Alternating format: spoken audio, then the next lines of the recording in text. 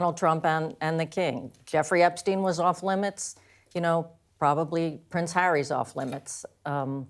And that's kind of the nature of diplomacy, isn't it? You sort of find the common ground. Yeah, and I guess Philip Rieker sort of talked about the fact that, the king knows how to walk that fine line to touch all the key points. His speech at moments, very funny. Mm-hmm. And he managed to capture that and send very clear messages, both to those listening in Congress, but also to Donald Trump.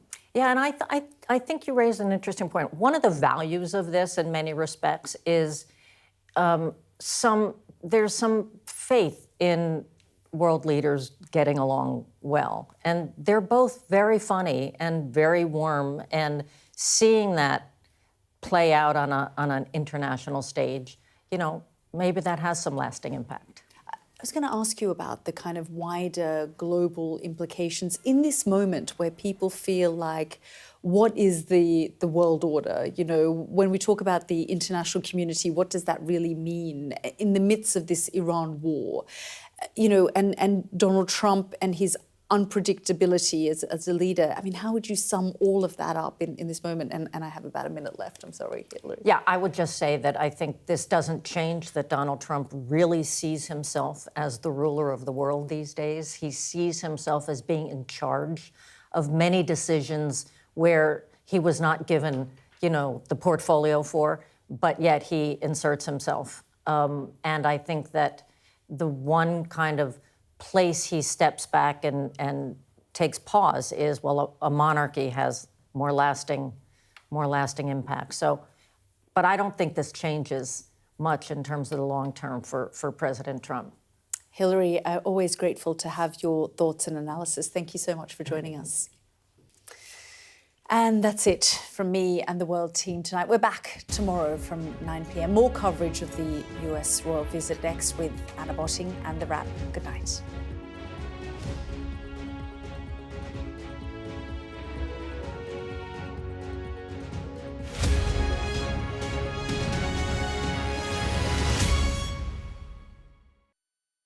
The best thing about being a Sky News journalist... Hi, darling. Beth Rigby, Sky News. ...is being a Sky News journalist. You said to people, I'm not coming back for more, but you have come back for more. Well, let's kick off and make a statement. What can our Prime Minister say to you to not impose tariffs? He's coming out! What more do you need? We're trying to see as much as we can. We're in an area that's just been reclaimed. Mr. Zuma, Sky News. People are directly protesting. The whole neighborhood has rallied around her. It's been impenetrable to journalists over the last 2 years of war in Sudan. I've been waiting for this for 2 years. It doesn't feel like a big homecoming. It was never going to be pretty. War isn't pretty.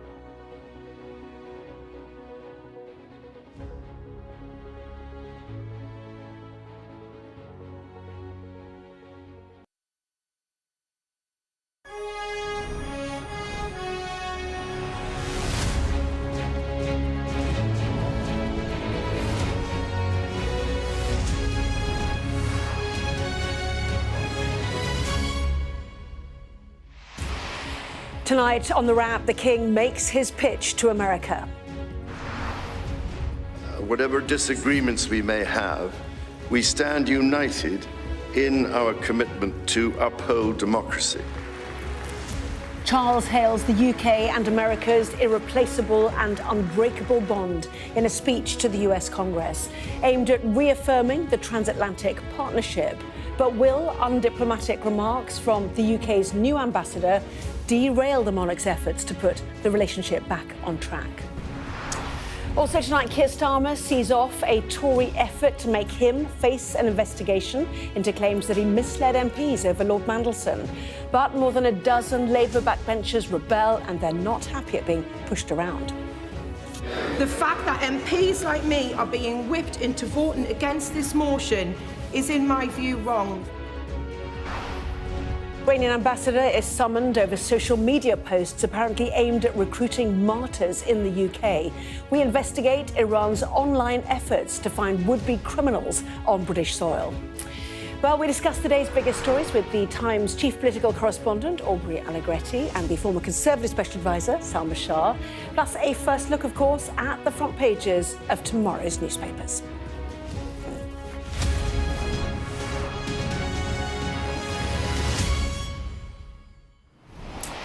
Well, a very good evening to you, Aubrey and Salma. Welcome to you both as well. So, standing ovations in the US Congress tonight as the King reaffirmed the UK's relationship with the United States. So, both of you, what did you make of it?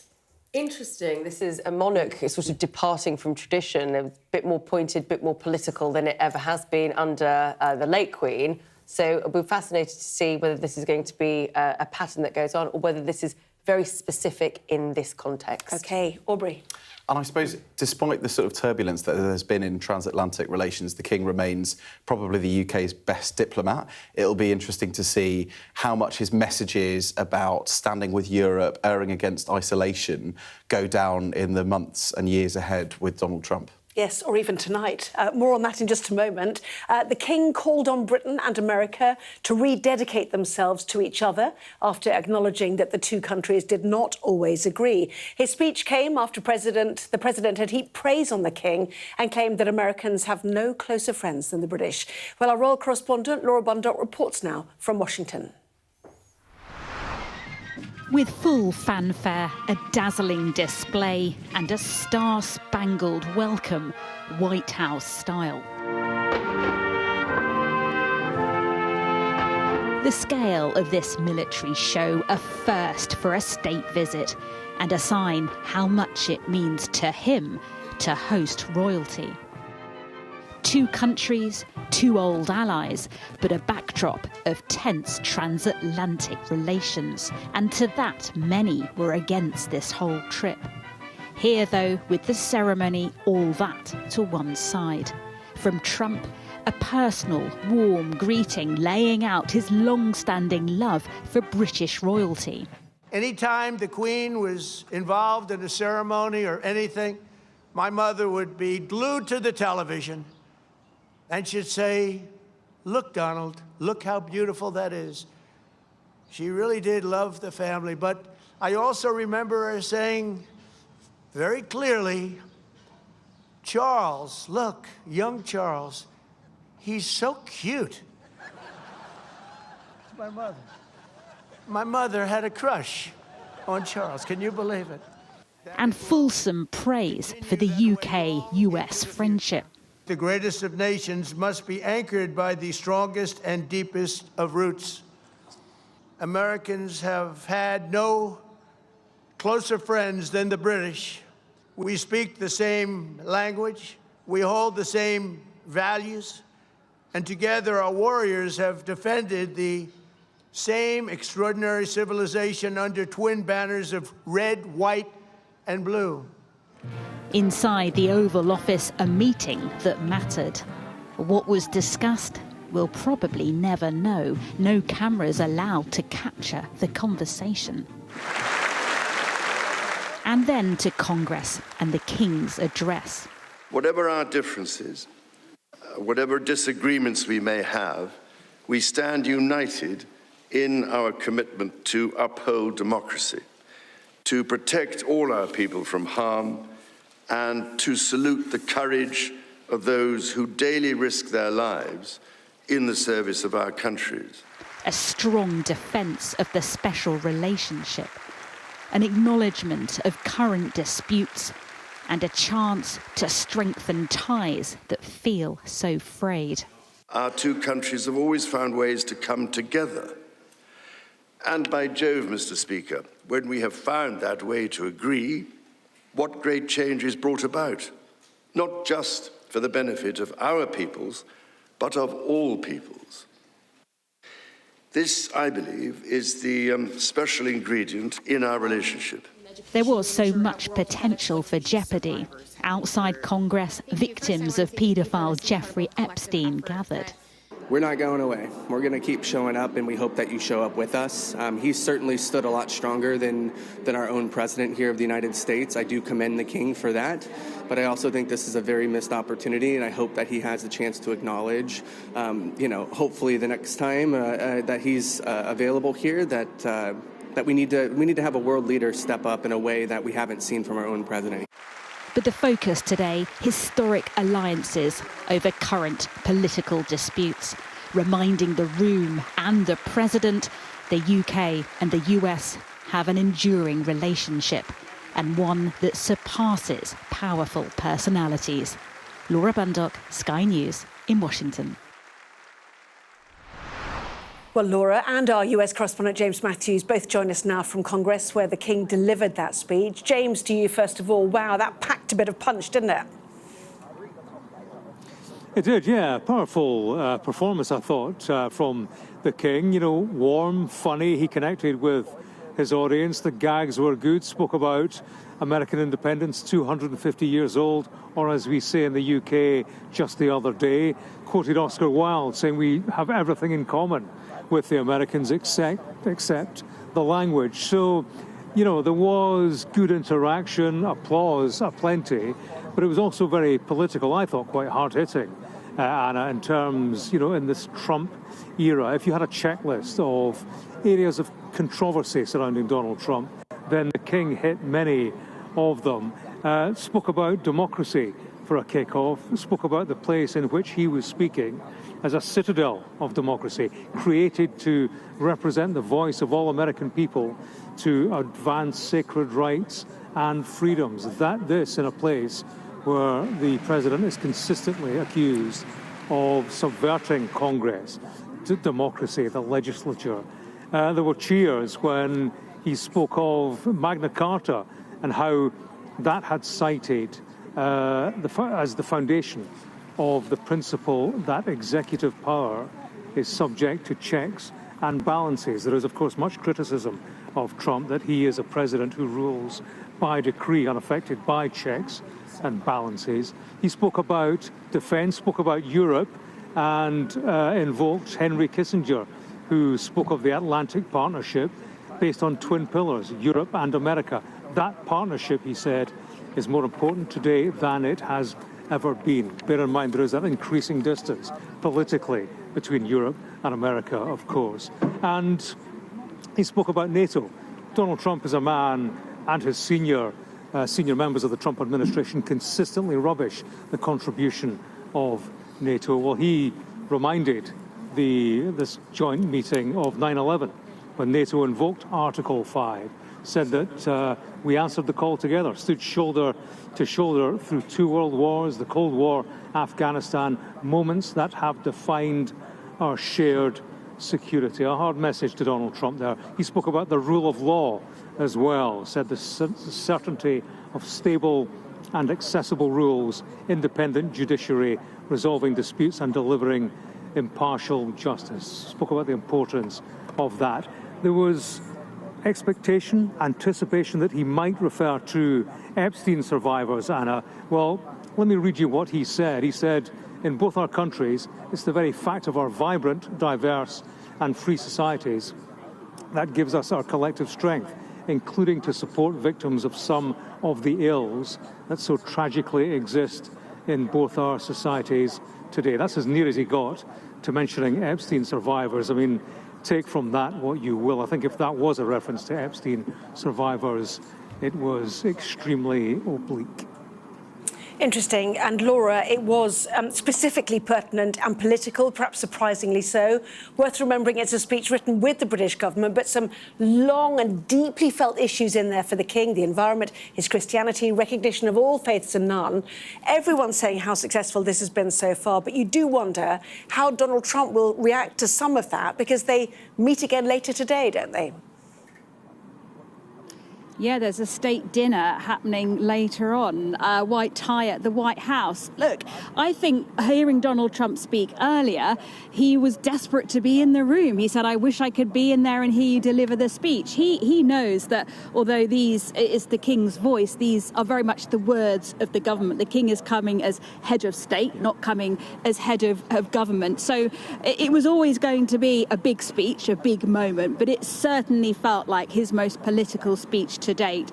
I mean, if you look at what we've seen today and compare it to the pleasantries, the pageantry, the pretty pictures we've had so far, this was the very serious side, the centrepiece of what this whole state visit is about, using the King, stress testing his soft power to try and reinforce a relationship that is in tatters at the moment. And I think if you look around the room, we know Donald Trump is a huge fan of the royal family. I think the King captivated the whole of Congress. 12 standing ovations in total, numerous kind of rounds of applause for him as well. I think even the King himself was surprised by the response. The speech that was meant to last 20 minutes went on for over 28 minutes because of all that response.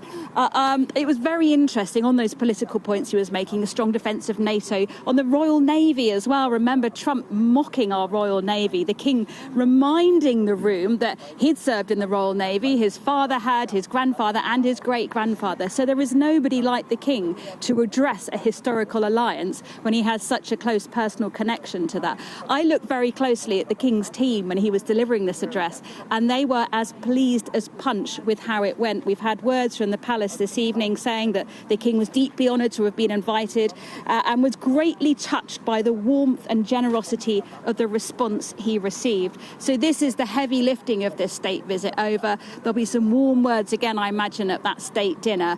But I think as far as the British side will be concerned, it was job done today. But there does seem to have been a fly in the ointment. I wonder if you'd mind just staying there while we discuss that. Those warm words were exchanged, a rather cooler assessment of the state of the UK's relationship with America emerged. This was from the UK's new ambassador in Washington. Specifically, that term special relationship was discussed. Have a listen then to this recording of Sir Christian Turner, first published by the Financial Times today. I think there is probably one country that has a special relationship with the United States, and that is probably Israel. So there is a deep history and affinity between us. Particularly in our defence and security, we are intertwined. The relationship will carry on if you want being special, but I think it's going to have to be different. Well, James, there are many who find the term special relationship cringeworthy and needy at times. What's the problem with what he's had to say? I think the problem is that it undermines the notion that underpins the special relationship, the closeness of the ties between the UK and the US. This visit is all about a reset, a renewal, and it doesn't help when your man in Washington essentially undermines that with the comments that he has made, dismissing the notion of a special relationship, essentially saying it's something that belongs in the past, the stuff of nostalgia, and favouring another country as Donald Trump's favoured partner, talking about Israel as probably the country with which the United States has a special relationship. It was a faux pas, I have to say, by a UK ambassador at a time when you need to be as sure-footed as you possibly can be, given the recent history, Peter Mandelson and so on. And I do wonder, Anna, Ro Khanna, he's the congressman who tried to broker the meeting between Epstein survivors and the King. He was told by the same UK ambassador that there would be a reference to Epstein survivors today. I think you know, if we think that was an oblique reference to Epstein survivors, then I think that probably goes away as a bubbling controversy. But if you don't, and if the Americans are unhappy with that, then that's going to stick around, and Ro Khanna will be asking the question, presumably, you told me, you assured me that there would be a reference to Epstein survivors in that speech. There was not one. So, you know, it's not been a great day for the UK's new ambassador in Washington, as good as it has been for the King himself. Yes, and Laura, how much separation do the King and Queen want from the Epstein issue? Clearly it is close to the Queen's heart, violence against women and girls. But the issue of Andrew Mountbatten-Windsor, you know, is very awkward, is it not, for the King at this point?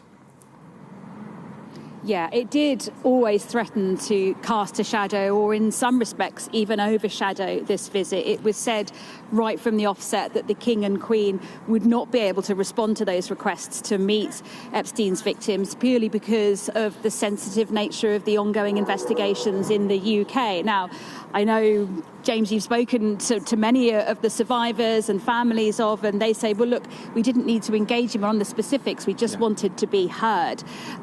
There was no real reason why that couldn't happen, but the palace using this reason as in there are sort of police, you know, there'd been arrests, there'd been all this kind of going on as to why he couldn't get involved with that. I think what was interesting, Anna, was yesterday there was this big garden party at the British Embassy, 600 guests from all walks of life. So you had education, science, business, all there together, loads of politicians. And yet it was very, I thought, poignant that the Queen, Camilla, was introduced to campaigners against domestic violence. And that was one of the pictures that really stuck out. So the palace making the point, and she will meet more survivors and victims in other engagements later in this trip, that, OK, she's not going to meet Epstein's victims, but she's going to make a point of addressing this as an issue. James, Laura, thank you so much. Standing outside Congress, it's been quite a day already, and we'll see more for later. Thank you very much indeed. Aubrey, should we tackle what Sir Christian Turner said first of all? Not just about the special relationship, which is a phrase that many of us really do not like and are well over, as he is. But he also talked about Keir Starmer, suggesting that the Prime Minister was stubborn and that the May elections are crucial. He talked about Epstein, very surprised that no one in the US had actually faced any backlash, that it hadn't touched anyone in America.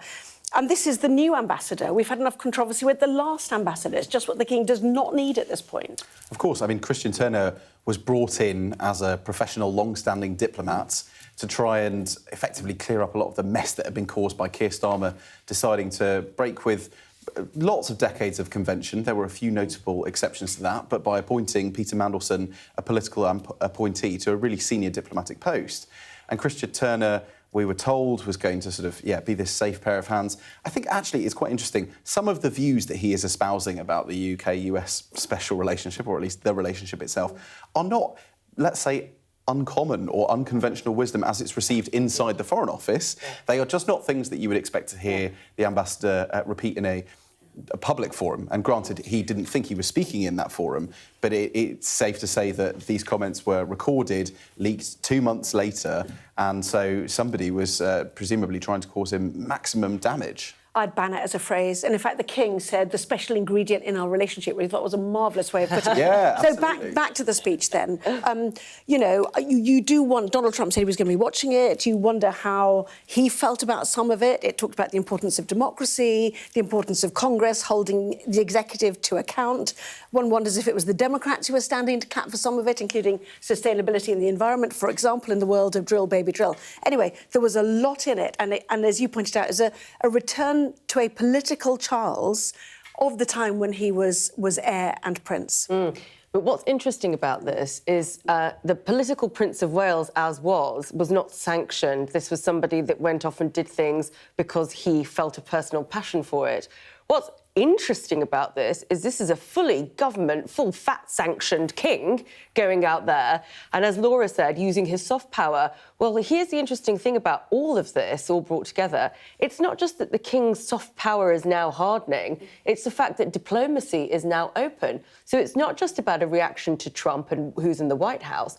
This is actually about a change that we're all having around the way that we function in this. Now, I'm a traditionalist. I like the monarch to stay neutral, and I like diplomats to stay quiet. So I think I'm going to find this a little bit difficult. Yes, and we're expecting arrivals for that state dinner towards midnight. So we'll see if we get anything, while we're still on. If not, of course, you'll have plenty more after midnight here on Sky News. In the meantime, many of the newspapers are leading on what the new ambassador to Washington, the UK ambassador, said. The US special relationship is probably Israel, says envoy in leaked remarks, is the headline for the Financial Times, which first carried that story. Plenty more on that. In the meantime, the Prime Minister hasn't been having too much luck with his ambassadors to the US, as we mentioned, but today he saw off a Tory effort to make him face a parliamentary investigation over claims that he misled MPs over the hiring of Lord Mandelson as our man in Washington. It did come at a cost, though. 15 Labour MPs rebelled against him, and this evening's vote came after a succession of former officials gave their version of events around Mandelson's apparently hurried appointment. Here then is our political editor, Beth Rigby. The die was cast, the Prime Minister had decided, the timetable was set. When I saw the pictures, I have to say it was like a knife through my soul. The truth is being covered up. Today's vote is about whether they want to be complicit in this cover-up. A trifecta of trouble for the Prime Minister. The monumental error he made in appointing Peter Mandelson as US ambassador haunting him still, as he faced two ghosts from his past, and a debate on whether to refer the Prime Minister to the parliamentary committee that took down Boris Johnson. First came Sir Philip Barton, in charge at the Foreign Office when Mandelson's appointment was announced, and by which time he says there was no turning back. At no point did anyone consult me, ask me. I was presented with a decision. There was no space, and told to get on with it. There was no space for dialogue. And what he didn't want to talk about was even more revealing. Do you think the Prime Minister's statement that full due process was followed is a fair description of what happened in Mandelson's case?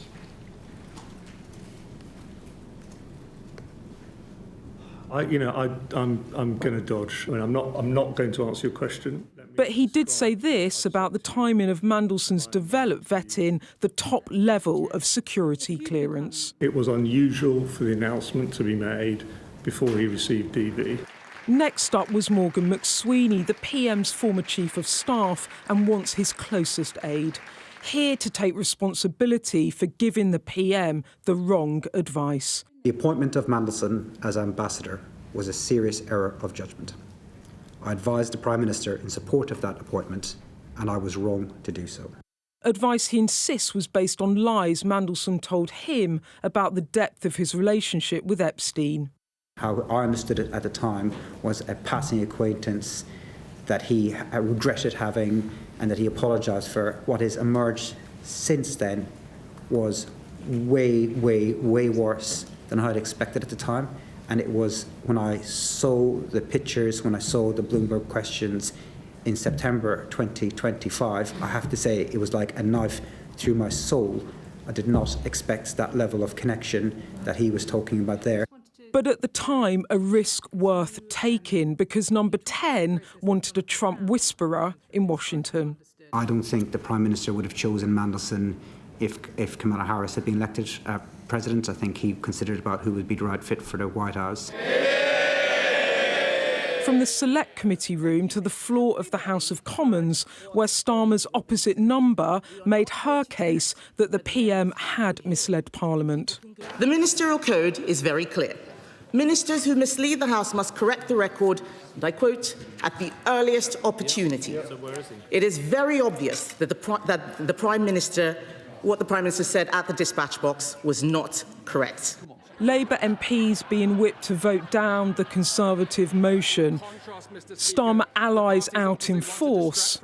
Whilst the parties opposite, which you can hear from their chuntering and their joking and their shouting, are playing games, this Labour government is doing the work that matters. but some Labour MPs clearly very uncomfortable. After a career of working so closely with victims of child sexual abuse that I could not even begin to express how much it hurts me when people are screaming at me in the street that I am a member of the Paedo Protectors Party. It is vital that ministers demonstrate the utmost transparency, and it is vital that we, as MPs, no matter our political allegiance, do not allow the impression that we are in any way attempting to cover things up for the leadership of our parties.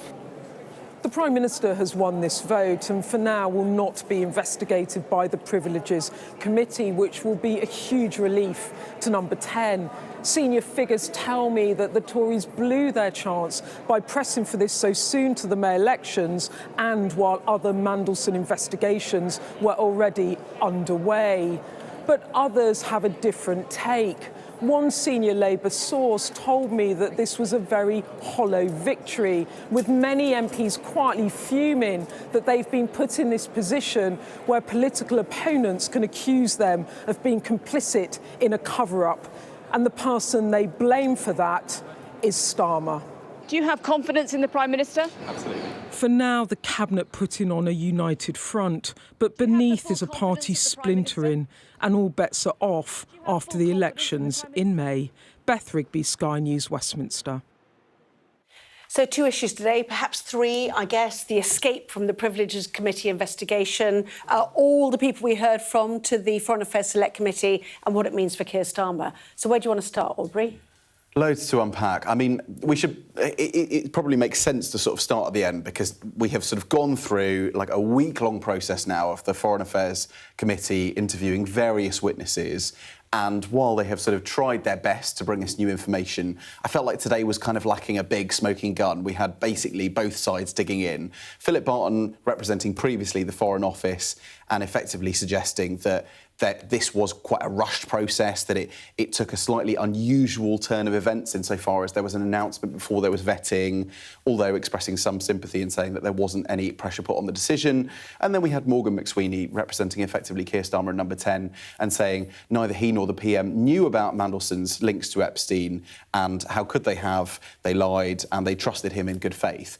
But what this really comes down to is the vote at the end of the day, which we've had this evening, and how many Labour MPs are willing to start putting their head above the parapet and calling into question not just Keir Starmer's judgment on this issue, but whether he is suitable to remain Prime Minister. Now, don't get me wrong, there was points over the weekend where people in government were really concerned that they could lose this vote. And so to win it quite so emphatically, they are feeling quite bullish and confident going into the recess that is effectively prorogation in the lead up to the local elections.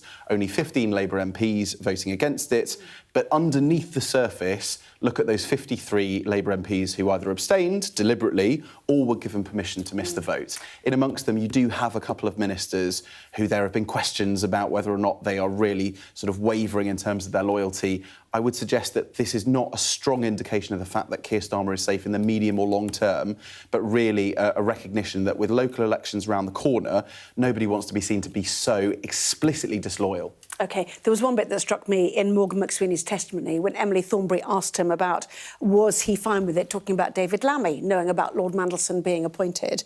And McSweeney said, oh, hold on, the bit's gone. Was he fine with it? Nobody was fine about it. Everyone could see that there were risks. And like everybody else, he would have flagged that there were risks. That and the due diligence, which was ugly reading, let's be honest about it, begs the question, even then, despite more coming out about Lord Mandelson, that it was just an error from beginning to end. Is it an error, though, that will eventually sink Keir Starmer? That's the question. Yeah, I think so. But it's as Aubrey said, it's just one of many things that actually the PLP in particular, who can unseat him, are annoyed about. The issue is that they made a choice because they were trying to solve for a particular problem, which is who do they think can help them, as in Keir Starmer, not the British government, not the British establishment, who can help them with the White House under Trump. And that's why Peter Mandelson looked like he was a square peg to go into a square hole. But now you see everything that's happened. Of course, with hindsight, you can see that this was not a good appointment. But I can absolutely understand why Morgan McSweeney thought that it was a good idea and sort of rallied people around and lobbied people in order for this appointment to happen. But I can't imagine there was anybody behind the scenes that didn't go, have we really thought about this? So I have a tiny bit of sympathy for Morgan McSweeney in this instance, but it does show that the fundamental issue of judgment of the principal that is the Prime Minister, that is Sir Keir Starmer, is off, and it doesn't feel like it's going to be retrievable or solvable in any way. Yeah, I mean, it's two big stories tonight. We'll be talking about more in the papers as well, because they'll be leading on all of these as well. So coming up next, we will be taking a first look at the front pages of tomorrow's newspapers.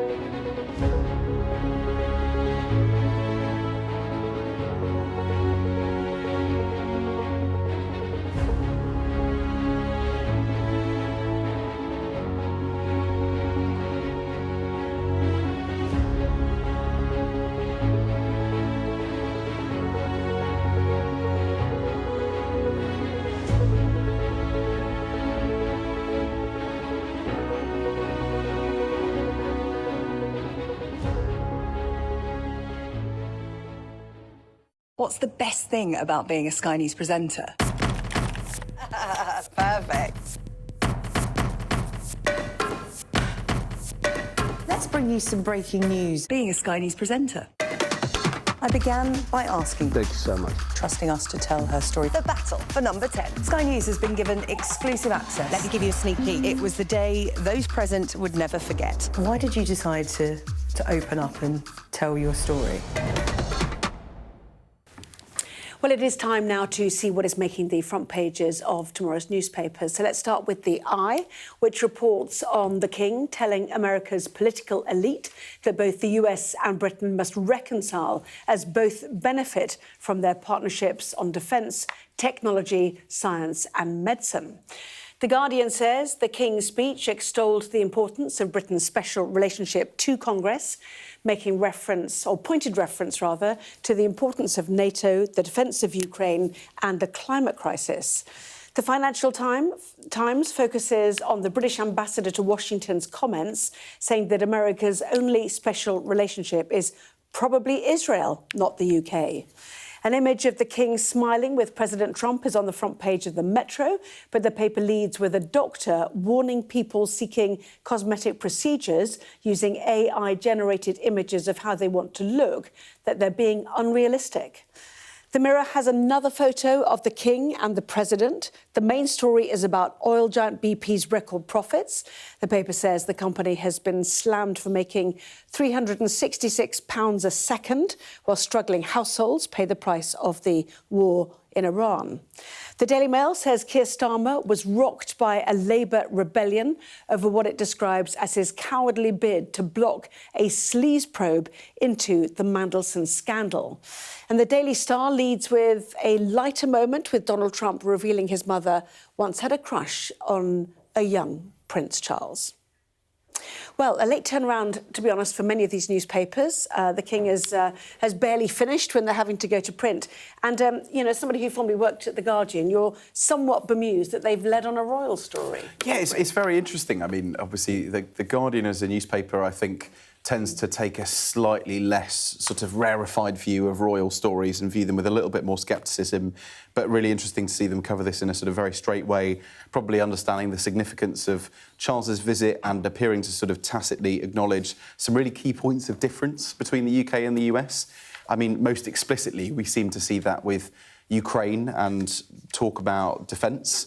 In the last few weeks and months, the US president has effectively sort of tried to talk down the UK's defence posture, talked about the UK having warships that amount to being toys, and expressed his deep frustration with Keir Starmer not joining his direct offensive action in Iran. The King suggesting that he was talking about his own experience serving in the Royal Navy and talking about the need for an unyielding resolve for the defence of Ukraine. We know, again, that Donald Trump has been cozying up to Vladimir Putin and in some cases kind of taking the Russian president's at his word, seemingly, which runs contrary to everything that the UK has tried to get the US to do. And so it was really interesting to see such scepticism from the King engendered into this speech, but also seemingly quite warmly received by everyone in the room, given the number of standing ovations. Yes, the Eye says the King tells Congress, America and the UK must reconcile, but this was a very political speech. It related directly, it felt, to Donald Trump and the way he ran his presidency. Hard-hitting in terms of reminding America of its democratic roots, reminding the politicians in Congress about the importance of holding the executive to account, the importance of NATO, the importance of democracy, the Union, the fight and the Cold War in Afghanistan, how we came to America's aid in 9/11, a place I'll go to later, the duty to foster compassion. I mean, the list went on, and you felt like Trump, sitting and watching it at the White House, would be sitting there going, oh. Well, it's quite hard to give a speech like that without sounding like you're lecturing or hectoring your host. So I think he did that with great aplomb, and I don't know who the speechwriter was, but I think that was a very good job done. I also think we shouldn't miss the fact that the state visit, is for the anniversary of the independence of the US, 250 years, and the fact that the British monarch is out there now extolling the virtues of democracy, having lost that former colony, and also the fact that the Prime Minister was backing, you know, a cause to abolish the monarchy, is now looking for the King to basically save his premiership and his foreign affairs and his relationship with the US.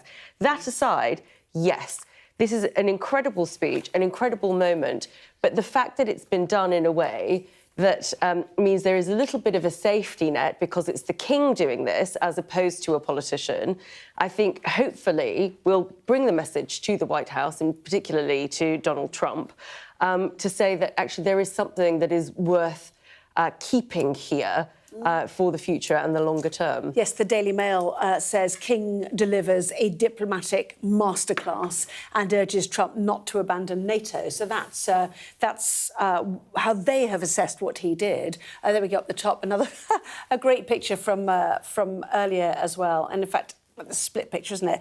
Because earlier we heard President Trump, I mean, an ebullient message of great fanfare, one has to be said, outside the White House, in which the Star reminds us that Trump's Scottish mother had a crush on the young Prince Charles. Yes, you sort of get the feeling that the US president slightly sort of stumbles into these things, and he can be a lot more brash than the very sort of manicured, perfectly orchestrated way that often these royal events take place. And it is a reminder that Donald Trump can be very unpredictable.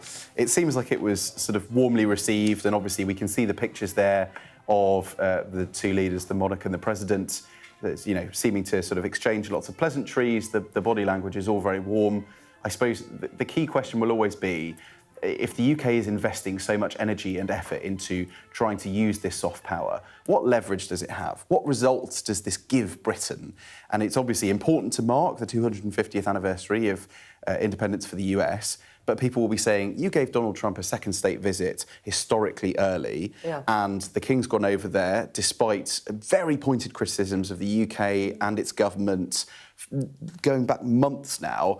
What are we getting for this? We're still being punished by tariffs from the US. But I think it's still important, because without this moment, you know, this is obviously an important moment for the White House as well, but without this moment, those other bilateral meetings that will be taking place, the private meetings that we will never get a real sense of what happened in them, but will be pushing the agenda and will hopefully be fostering a better relationship. I mean, whether we like it or not, it is such a critical relationship to the UK in terms of security, intelligence and military power.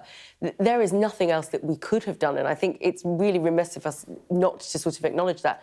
I will say something that I think is fascinating about the Trump speech versus the King's speech. Trump was about personal memories and everything that he associates with his connection to the royal family. Everything that the King talked about was the state and our relationship as nation to nation. And I think that is exactly the way that we should view this, is that Trump sees this almost as a personal visit of the King to him, not of the UK to the US. And this is where I think sometimes we do talk cross purposes with this particular administration. Yeah, it's very interesting. The Times has chosen to reveal a picture of the two of them in the Oval Office. Remember, this was not broadcast at the time, unlike other leaders, with Trump touching the King's knee. King and Trump forged a very special relationship. And certainly we heard today that after the Windsor visit, the King had gone up to Trump and said, why don't you come and join us for a cup of tea? So, you know, Camilla and the King, the King Queen, and the President and the First Lady went up and chatted until half midnight. You know, one wonders if that will happen after the state banquet at the White House tonight. So maybe there is a good bond here, and, you know, maybe that does and will deliver something. Aubrey smiling like as if with some cynicism. I don't such want a to be cynic. the sort of cynic at the party, but I mean, I've just covered enough, certainly UK-US leader trips, where they always talk about the warm personal connection between the two leaders, and they do sometimes say, oh, it went on for much longer than we expected, and it happened without officials, and it was just one-on-one. So I just think it's not unnatural to see people bond in this way, albeit it's a very sort of welcome sign. OK, very quick word on the Financial Times, which is the newish ambassador, Sir Christian Turner, who has spoken and been recorded by sixth formers back in February, in which he talked about the special relationship carries a lot of baggage. The real relationship is probably with Israel. Talked about the Prime Minister being stubborn and revealing his surprise that no one in America had really been held to account for Epstein. But awkward, perhaps, or some, you know, home truths here, do you think? I mean, this is going to be incredibly awkward, and the fact that it was released at this time for sort of maximum impact, I don't think was, you know, by accident. So incredibly awkward. The last time this happened was when now Lord Darroch was the ambassador to Washington in 2017, but that was a diptel that was leaked, so a much more official document.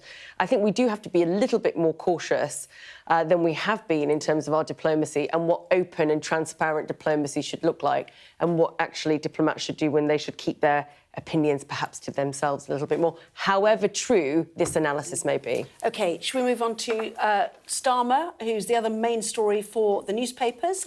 The Mail, 14 rebels, dozens of abstentions in this vote about whether he should be investigated over the vetting process for Mandelson. Has he escaped it? What damage has been done, if any?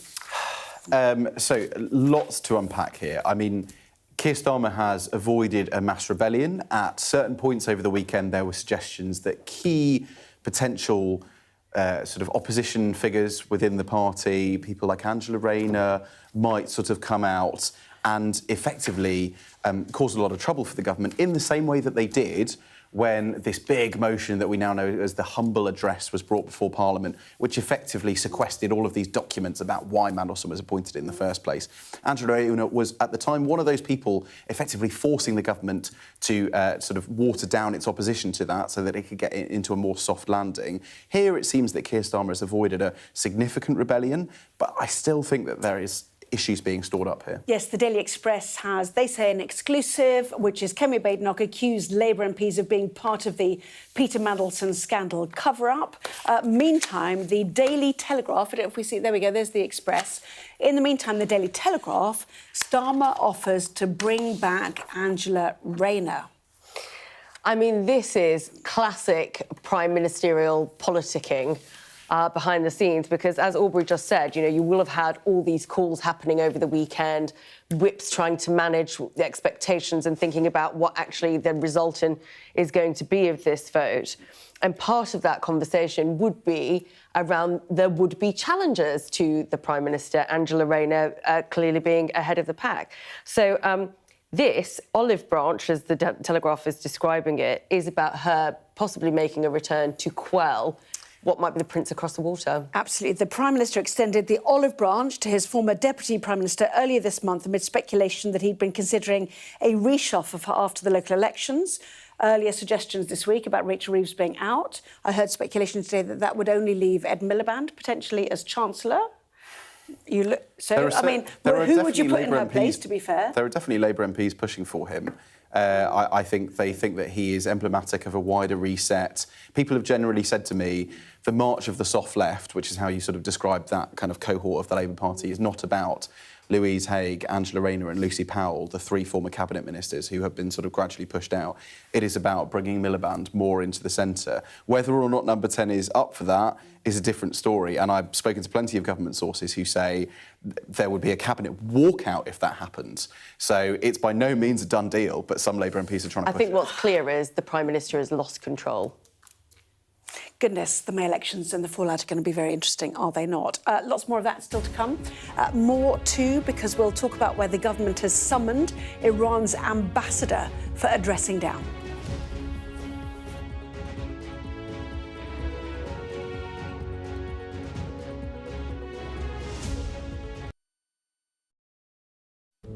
I'm Cordelia Lynch, Sky's Asia correspondent, based here in Bangkok. These slums, once gripped by fear and death. There is far less bloodshed now, but it hasn't gone away. Who's asking you to kill? The police will give me the orders, and after I kill the target, I throw the gun away. We try our best to uncover and unpick a fast-changing and deeply complex region. These large waterways provided an excellent source of body disposal. This is the Buriganga River, where victims who'd allegedly been shot dead were dumped. Sheikh Hasina, how confident are you that she will stand trial? She will stand trial, there's no doubt about that. We're going to take you to the very heart of a criminal network, going undercover inside Southeast Asia's scam centres for the very first time. We won't have any problems with police, it's okay. Just seen Imran Khan leave, and as we understand it, he's just been shot in the leg. They have decided that the only way they'll allow elections is if I'm inside jail or killed. Sky News get the full story first. Chinese vessels start encircling the boat we're on, blocking its path. The Chinese are now deploying water cannons, firing it directly towards our boat. We've discovered doctors across Delhi dishing out pills like this, claiming they will provide a lifelong cure for homosexuality. Rohingya people fleeing an escalating civil war. The situation here in Cox's is desperate. An already insecure place does feel a lot more precarious. We've got your Sunday mornings covered. From the front page and the sounds of the streets to the voices of the people who make the major calls and big picture politics beyond Westminster. We'll put you at the heart of our story. I'm ready. Are you? Join me, Trevor Phillips, Sunday mornings on Sky News. I urge you not to look away. If Hamas hands the hostages over, they will end this conflict. The world has been watching. Good to see you again. How are you? Did she say how he was? The conditions are awful. The jets were ordered to come back. Historic day here today. How will you respond if India does launch airstrikes? They will be allowed to war. I'm just going to put some body armor on. I'm Yalda Hakim. The best thing about being a Sky News journalist...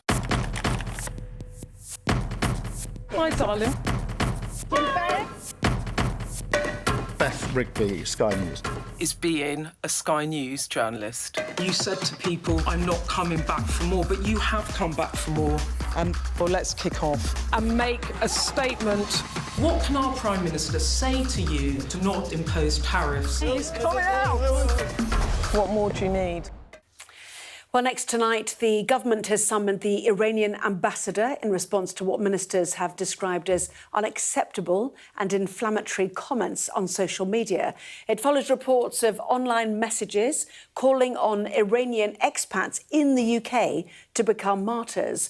Well, in a statement, the Foreign Office said the minister made clear that these actions and comments were completely unacceptable and that the embassy must cease any form of communications that could be interpreted as encouraging violence in the UK or internationally. Well, that comes as Sky News has been investigating an apparent Iranian recruitment channel using AI chatbots to enlist would-be criminals here in the UK. Well, during the chat on the messaging app Telegram, paid jobs were offered, varying from providing intelligence to carrying out acts of violence overseas. Our home editor, Jason Farrell, has more. This channel on the chat platform Telegram looks like a normal social media feed, but it's actually a funnel, drawing people in to acts of violence and espionage. In recent weeks, we've seen crude attacks on Jewish targets in the UK and suggestions from authorities that some perpetrators might have been recruited by Iran on Telegram. So we're going to go down this recruitment funnel, examining what we find with the help of a former intelligence officer and former security advisor to the British government. So they're using this as a filter, right? So people who want to consume a certain kind of message about the war in Iran will subscribe to this and they'll self-select. So this is the first cut. Then comes the interactive element, a link offering you the chance to cooperate with Iran's intelligence services. There's a series of pages that offer reassurances about the cause, Palestinians being a key one, and that the Iranian intelligence services will look after you. We're seeing monitoring and support, suggesting that if you get in trouble, then the long arm of the Iranian intelligence service will be able to reach out and give you support, which I think is very interesting. My producer Nick has already entered an ID a few weeks ago, and the conversation that follows takes place over a number of days. It shows us what they want and how they try to hook Nick in. Tell me your name, city you're from, what access you have, what skills you possess. The next question, do you know anyone in the military or security services? So that's going to tick a box on somebody's form. And it is not unreasonable to ask whether at this point you're even talking to a human or whether this is the equivalent of a customer service bot. They immediately want to know if Nick has access. Nick asks what they mean. It's spelled out. Do you know anyone in the military or security services in your country who you can get information from? These days, there's a lot of movement of Americans to British bases. It's a frank request for Nick to involve himself in espionage. Yes, and lots more from Jason Farrell online on YouTube and on our app as well, if you want to investigate more on that. But, I mean, this is properly scary, isn't it? If you can tap into people, how you track them down, how security services and police track anybody in this modern age. Well, I mean, this is the whole reason that the legislation around platforms and social media and the content around it has been so important. It's not just about you know, how young people are reacting to it. It is about the illegal stuff around content and how people respond to it. So, you know, in the old days where people would have to use a lot more infrastructure, you know, radicalise people in person, that doesn't exist anymore. You can have self-radicalisation and lone wolf attacks based on things like this, which is exactly what the Iranian regime, who are thought to be behind this, will be banking on. And so the touch points with law enforcement or the touch points with programmes that can capture people who might be on a path to radicalisation, like Prevent, for example, they are weakened in the face of this kind of interaction. Yeah, we've only got 1 minute left, actually, but do governments now need to ask if we're in some strange new Cold War, whether it is, you know, allegations against Putin cutting undersea cables or the allegation that Iran is, you know, hiring thugs for hire to do damage? I mean, you know, is that where we're at now, do you think? Well, it's all part of this sort of grey zone of conflict whereby the UK and Iran are not in sort of direct conflict. I mean, obviously they've been pushed closer together due to Donald Trump's, you know, sort of full-scale military attack on Iran and the UK then having to sort of step in to defend its own bases. But this is a recognition, I think, of some ministers who think that Iran has been behind, maybe through proxy, some of the attacks on Jewish community sites in the UK in the last few weeks. And it's really an effort by Tehran to silence dissenting voices, including Iranians living here in the UK.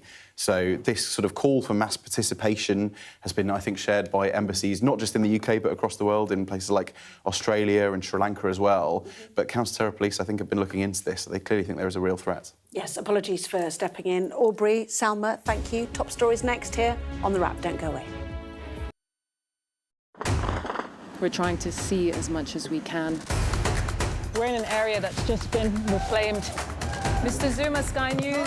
People are directly protesting. The whole neighborhood is rallied around her. It's been impenetrable to journalists over the last 2 years of war in Sudan. I've been waiting for this for 2 years. It doesn't feel like a big homecoming. It was never going to be pretty. War isn't pretty. What's the best thing about being a Sky News presenter? Perfect. Let's bring you some breaking news. Being a Sky News presenter. I began by asking... Thank you so much. ...trusting us to tell her story. The battle for number 10. Sky News has been given exclusive access. Let me give you a sneak peek. It was the day those present would never forget. Why did you decide to open up and tell your story?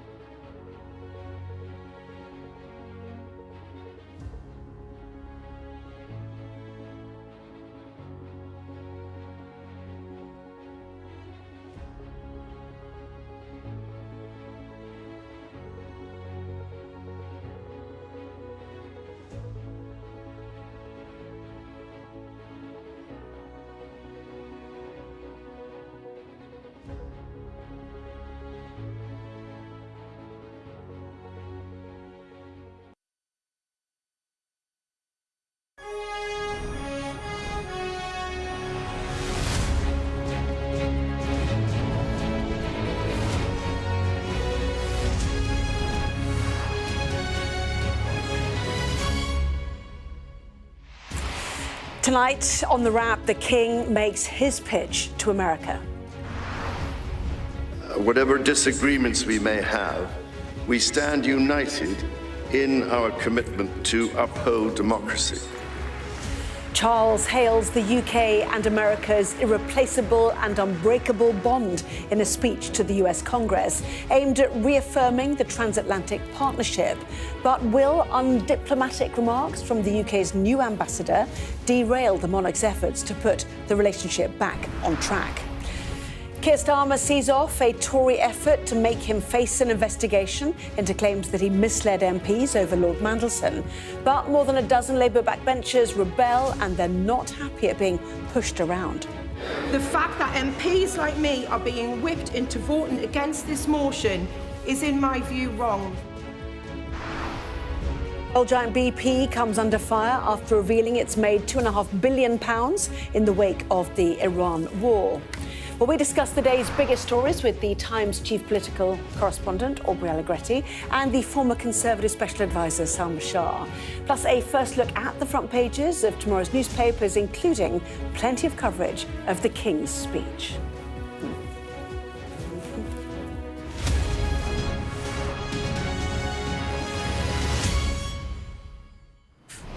Well, hello there. Good evening to you, and Aubrey and Salma, welcome to both of you as well. So, standing ovations in the US Congress tonight as the King reaffirmed the UK's relationship with the United States. But the speech was surprisingly, perhaps, highly political. Aubrey, what did you make of it?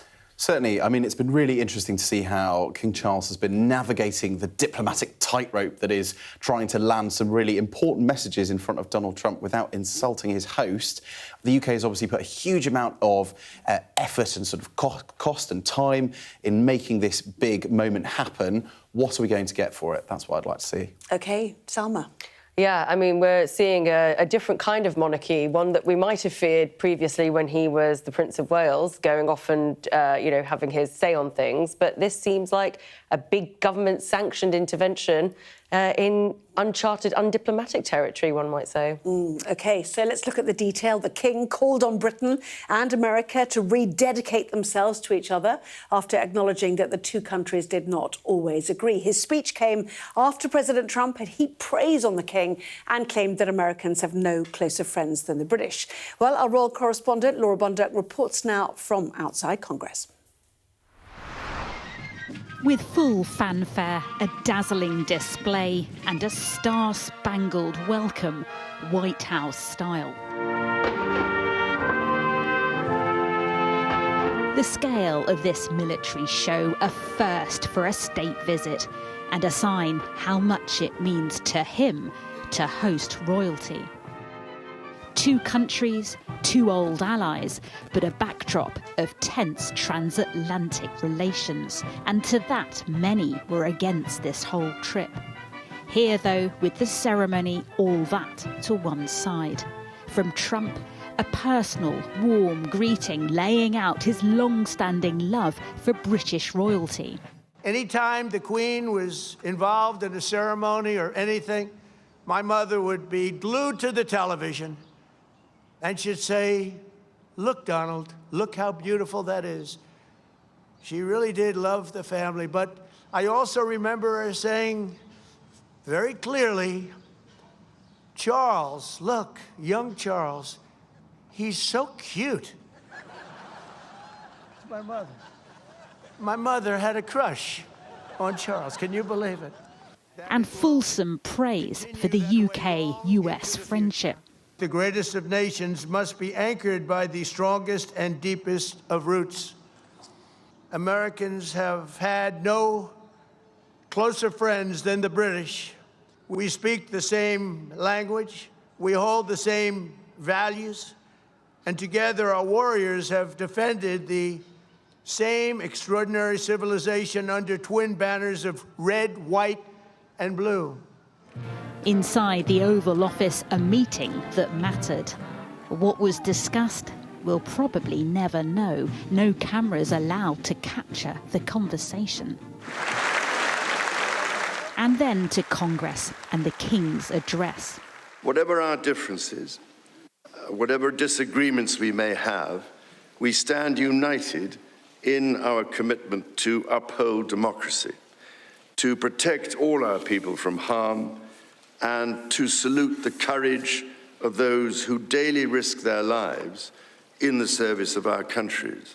A strong defence of the special relationship, an acknowledgement of current disputes, and a chance to strengthen ties that feel so frayed. Our two countries have always found ways to come together.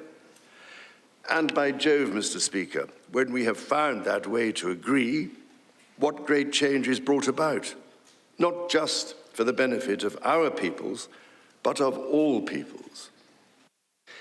This, I believe, is the special ingredient in our relationship.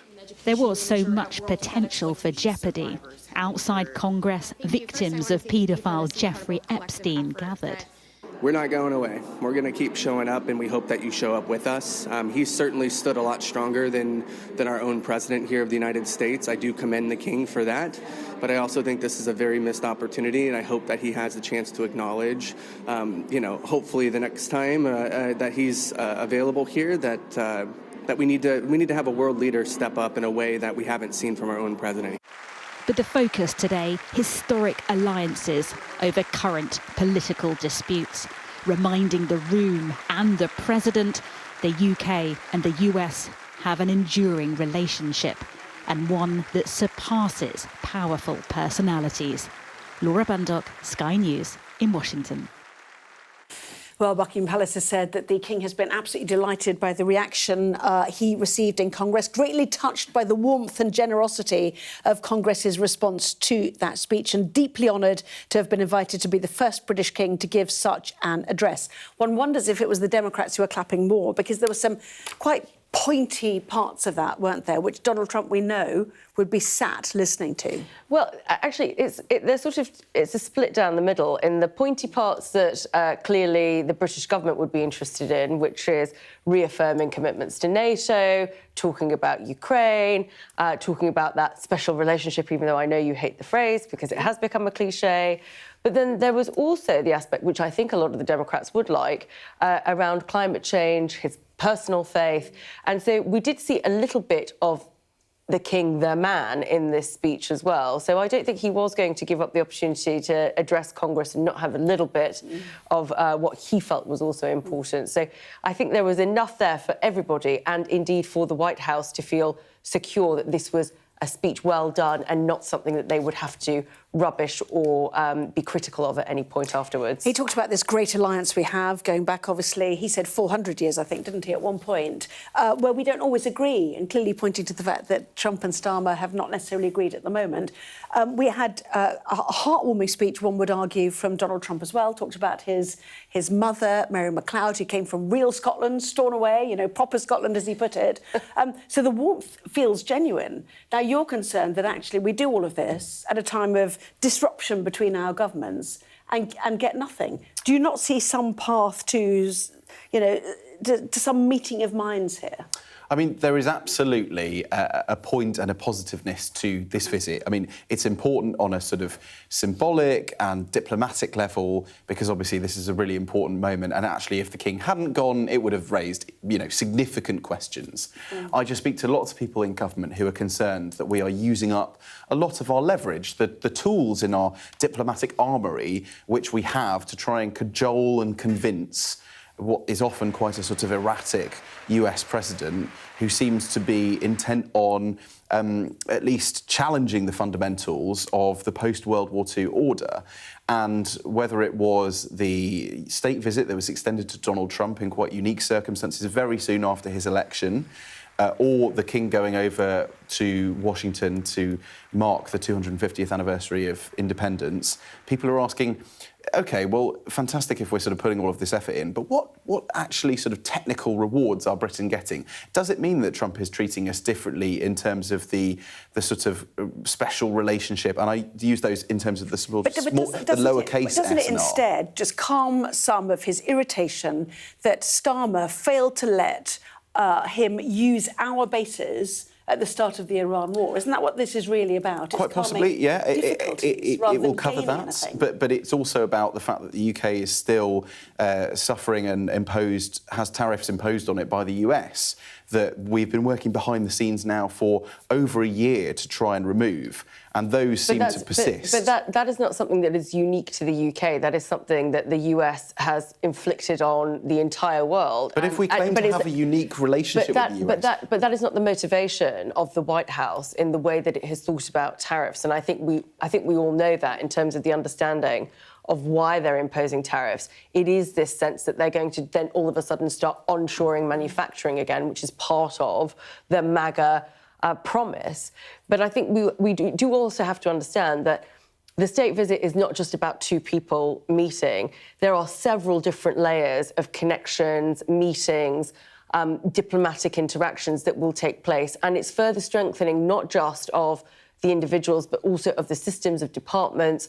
There'll be various ministers, various diplomats having a range of meetings across these few days that will bring about a bit of strengthening. Yeah, but is there a spanner in the works? We've been reading the comments, have we not, of the new UK ambassador to Washington, the person who replaced Lord Mandelson, his rather cooler assessment of the relations with America, and this included specific language about that term special relationship. So let's listen to what he had to say. It was recorded by sixth formers back in February, first published by the Financial Times today. I think there is probably one country that has a special relationship with the United States, and that is probably Israel. So there is a deep history and affinity between us. Particularly in our defence and security, we are intertwined. The relationship will carry on if you want being special, but I think it's going to have to be different.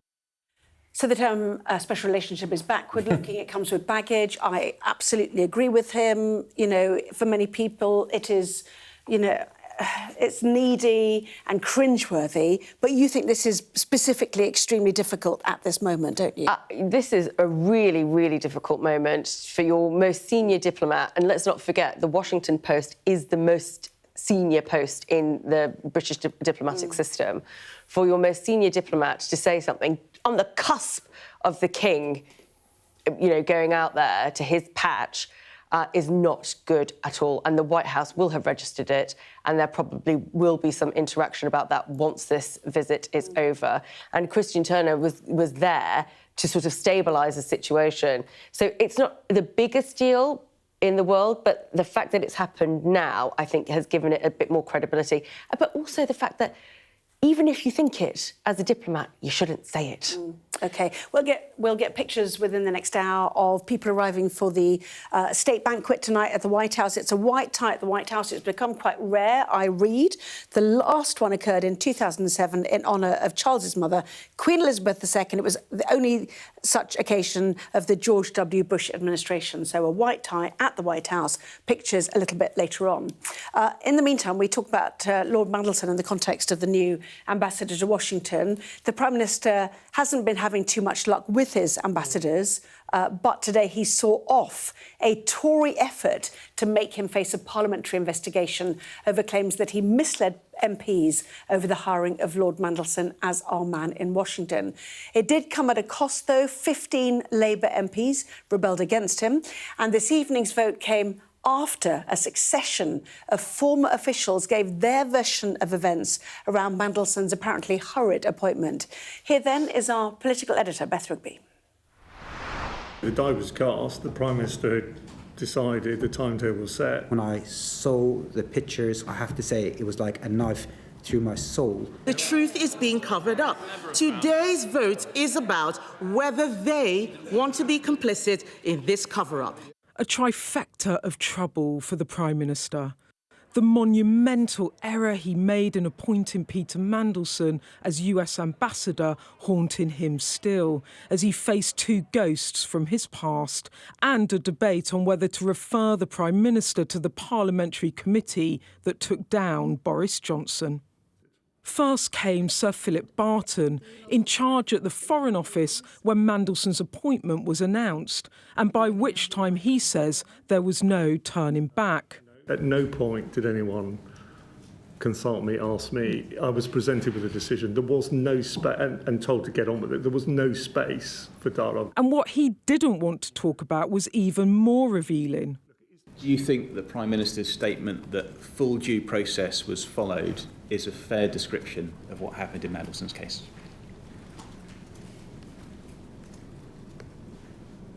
I'm going to dodge. I mean, I'm not going to answer your question.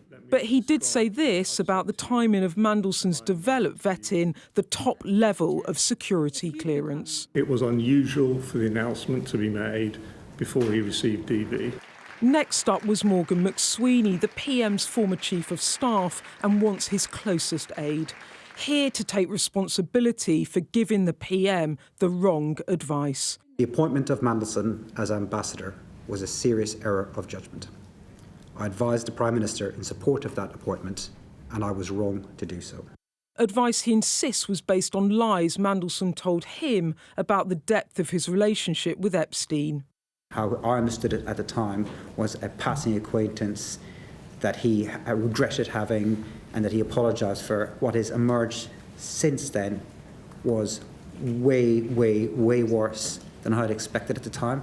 And it was when I saw the pictures, when I saw the Bloomberg questions in September 2025, I have to say it was like a knife through my soul. I did not expect that level of connection that he was talking about there. But at the time, a risk worth taking because Number 10 wanted a Trump whisperer in Washington. I don't think the Prime Minister would have chosen Mandelson if Kamala Harris had been elected president. I think he considered about who would be the right fit for the White House. From the Select Committee room to the floor of the House of Commons, where Starmer's opposite number made her case that the PM had misled Parliament. The Ministerial Code is very clear. Ministers who mislead the House must correct the record, and I quote, at the earliest opportunity. It is very obvious that the Prime Minister, what the Prime Minister said at the dispatch box was not correct. Labour MPs being whipped to vote down the Conservative motion. Starmer allies out in force. Whilst the parties opposite, which you can hear from their chuntering and their joking and their shouting, are playing games, this Labour government is doing the work that matters. But some Labour MPs clearly very uncomfortable. After a career of working so closely with victims of child sexual abuse that I could not even begin to express how much it hurts me when people are screaming at me in the street that I am a member of the Pedo Protectors Party. It is vital that ministers demonstrate the utmost transparency, and it is vital that we, as MPs, no matter our political allegiance, do not allow the impression that we are in any way attempting to cover things up for the leadership of our parties. The Prime Minister has won this vote and for now will not be investigated by the Privileges Committee, which will be a huge relief to Number 10. Senior figures tell me that the Tories blew their chance by pressing for this so soon to the May elections and while other Mandelson investigations were already underway. But others have a different take. One senior Labour source told me that this was a very hollow victory, with many MPs quietly fuming that they've been put in this position where political opponents can accuse them of being complicit in a cover-up. And the person they blame for that is Starmer. Do you have confidence in the Prime Minister? Absolutely. For now, the Cabinet putting on a united front, but beneath is a party splintering, and all bets are off after the elections in May. Beth Rigby, Sky News, Westminster. Is the Mandelson affair now over, do you think, for the Prime Minister for now? No, I wouldn't say so. I mean, he would certainly like it to be, but part of the argument that Number 10 presented to Labour MPs about why they shouldn't vote for this new investigation is because actually there are already 2 inquiries ongoing. One by the Foreign Affairs Select Committee, which has basically been forced to bring, all of its evidence sessions forwards to today because the government's about to prorogue Parliament, which means that it can't sit and collect evidence, but it hasn't by any means finished its inquiry. And then we have the ongoing Scotland Yard investigation on top of the huge sort of data and message gathering exercise into the WhatsApps, emails and messages exchanged with Peter Mandelson, which could go on for weeks. So I think this will potentially continue to be a sort of drip, drip, drip of embarrassing revelations for the Prime Minister. I've spoken to some Labour MPs who felt quite uncomfortable about the vote today being whipped, i.e. that they had to vote a certain way or they were told to. And I think they still think that they could have won it, but they think that it creates a bad look, a bad impression, that effectively the Prime Minister couldn't rely on the sort of bonds of solidarity from his party to naturally cause people to stand by him, and instead the whips have had to be out in force, putting the real tighteners on Labour MPs. Some MPs saying that they'd had basically, I think it was half a dozen calls in a matter of hours from cabinet ministers, whips, other MPs, all trying to get them to acquiesce. And in the end, of course, only 15 voted against, but then 53 abstained, either deliberately or they were given permission to miss the vote. If you do have to whip to win, as Sarah Vine, sat in your seat yesterday, called it, does that reinforce the sense that you are a lame-duck Prime Minister, you know, with no long-term future for your party, do you think? Yeah, absolutely.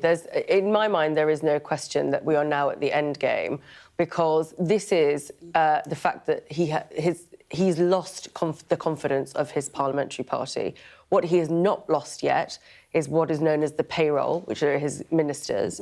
But the moment his ministers, there's any kind of break, or there is something else with this scandal, or really terrible results next week at the May elections, or attacks that are sustained by both the Green Party and Reform against the Prime Minister, this could crumble very, very quickly. So running a whipping operation like that, it comes at a cost. It comes at a cost of other government business. It comes at a cost of other priorities. And once that starts to happen, and take it from somebody who knows, who's seen many prime ministers fall as a result of this, we are in the end game here. I want to offer just one counter perspective, if I can. I've spoken to some Tories tonight who think that they did force this issue too early, and that doing it effectively 8 days before a big set of local elections and national ones was always going to lead people to put their backs up and sort of form a protective shield. They think that actually bringing this forward in a couple of weeks' time would have been much more sensible. And some Labour MPs I've spoken to today said, why didn't the Tories say that this would only happen when the other inquiries that are already ongoing have finished? That would have made it much harder for Labour MPs to acknowledge and explain why they couldn't vote for it. So I actually think within the Conservative Party there's a little bit of a mixed mood about how they've handled this. OK. Plenty more still to come in the next part of our programme. We're heading towards seeing the newspapers, but also anger as BP records bumper profits off the back of the Iran war. Sorry for slipping in. No, I think it's...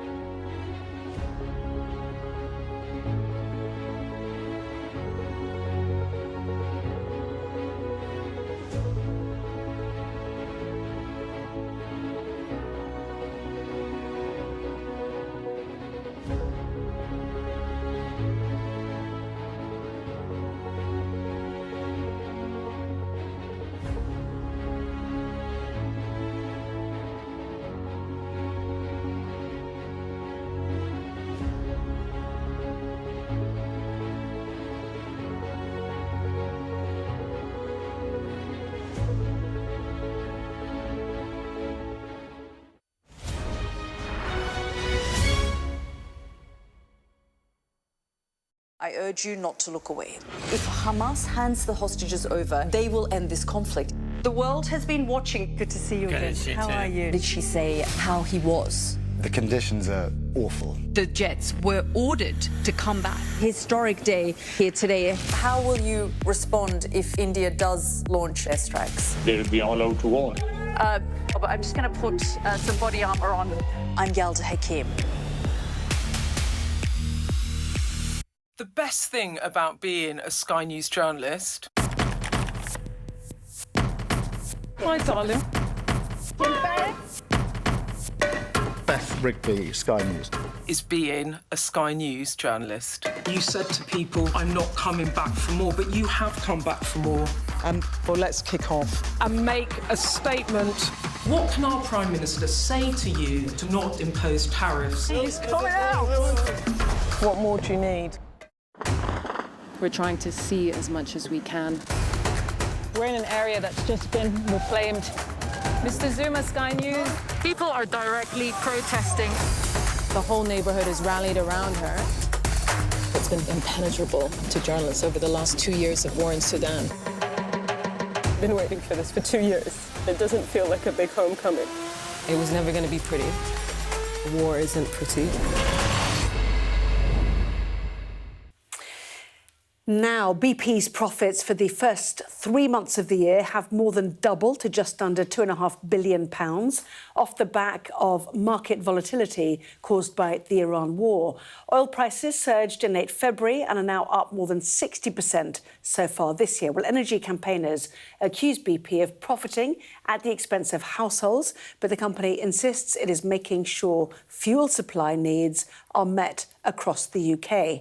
Meantime, the Energy Secretary Ed Miliband said it would be completely wrong for a government to stand by and allow companies to make excess profits from a war. That is why we are taxing these windfall profits to help with the cost of living. Salma, there is an inevitability to this, is there not? What will the government do about it? And who's actually making this money? Is it BP or is it the Treasury? Well, BP is currently making the money, and when the application of this windfall tax comes in, as it has done previously when energy companies have made money because of market volatility, the Treasury has set the windfall tax in order to recoup the money. What the Treasury then does with this money is something that will be interesting and I'm sure hard fought over, whether it goes to sustainable policies, whether it goes to some kind of payback for individuals to be able to pay their bills or assist with their bills. I think that would then become a question. And I'm sure it will go into that machine that is the Treasury and come out with something that is completely illogical, as quite often it does in the Treasury. She'd make a point there, isn't she? But anyway, I wonder if we go to the papers now, unless you want to... No, perfect. No, perfect. I'm not sure. Should we take a look at tomorrow's newspapers? Let's start with the Daily Mail. It says Keir Starmer was rocked by a Labour rebellion of what it describes as his cowardly bid to block a sleaze probe into the Mandelson scandal. You can see the King at the top there. King's the picture story for the Telegraph too. But the Telegraph's main story says the Prime Minister has privately offered Angela Rayner a return to the Cabinet to try to head off a leadership coup. The Eye is reporting on the King telling America's political elite that both the US and Britain must reconcile as both benefit from their partnerships on defence, technology, science and medicine. The Guardian says the King's speech extolled the importance of Britain's special relationship to Congress, making pointed reference to the importance of NATO, the defence of Ukraine and the climate crisis. Well, meantime, the Financial Times focuses on that word, special relationship, and words from the new British ambassador to Washington that America's only special relationship is probably Israel, not the UK. An image of the King smiling with President Trump is on the front page of the Metro, but the paper leads with a doctor warning people seeking cosmetic procedures using AI-generated images of how they want to look, that they're actually being unrealistic. The Mirror has another photo of the King and the President. The main story is about oil giant BP's record profits. The paper says the company has been slammed for making £366 a second while struggling households pay the price of the Iran war. The image of the president touching the king's knee dominates the front of the Times, with the paper saying the pair forge a very special relationship. The Daily Star leads with a lighter moment, with Donald Trump revealing that his mother once had a crush on a young Prince Charles. So let's talk more. And Aubrey, why don't we go straight to the Daily Telegraph and what is happening or what is the potential that is happening in the cabinet of Keir Starmer and what that means for Angela Rayner? So Angela Rayner was obviously forced to resign as Deputy Prime Minister over, it was said, unpaid stamp duty last September. Since then, she took some time away on the backbenches and actually, since the start of the year, has been making clear her intention to be much more vocal about government policy, utilising her distance from Number 10 in order to sort of make sort of quite sharp critiques of the government. And that's ranged from things like its action on leasehold to employment rights, effectively trying to hold Keir Starmer's feet to the fire. We now learn from the Telegraph that Keir Starmer has privately offered her a return to the cabinet. This is said to have happened when the Prime Minister visited, I think, a school either in or near her constituency. And there's quite a famous photo of both her and Andy Burnham, a really interesting trifecta to see how their relations are going, a couple of weeks ago. And this olive branch is said to be a way for Keir Starmer to bring her back in a mooted cabinet reshuffle that could be another attempt at a reset after what are expected to be a very difficult set of elections. Interestingly, in the article, I think it's said that Angela Rayner hasn't yet made a decision whether or not she would accept such an invite. I suppose it might be conditional on what post she was offered. She, of course, held a very senior role as Deputy Prime Minister before and Deputy Leader of the Labour Party. She can't necessarily get that second role back because it's an elected position. It's not Keir Starmer's to hand out. And it would be quite awkward for him to take the role of Deputy Prime Minister off David Lammy, who it's since been offered to. Yeah. So there are lots of pieces in this sort of massive Jenga puzzle. And Keir Starmer is obviously looking for a way to refresh his top team in order to stay in post. But there will be an equation about whether or not they want to stay with him or they have a greater aim of supplanting him. Yes, and the Telegraph reports that Ms Rayner is hopeful an HMRC investigation into her tax affairs will be closed as soon as this week. Allies said a cabinet post would effectively bar Ms Rayner from challenging Sir Keir for several months.